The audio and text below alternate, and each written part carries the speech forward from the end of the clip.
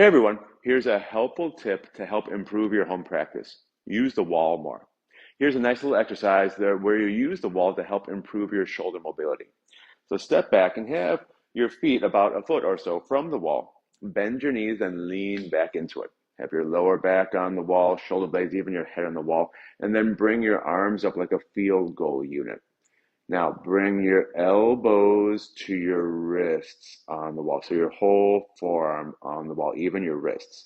That may require you to lift your arms up a little bit. It's okay, but do that.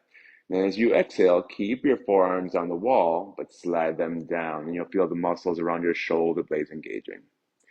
Inhale, slide them up. And again, exhale, slide them down. It's a really good exercise for your rotator cuffs as well. So let's do that maybe 10 times. Take a little rest and then do another couple sets. Do that every day and your shoulders will be happy. Have a great one.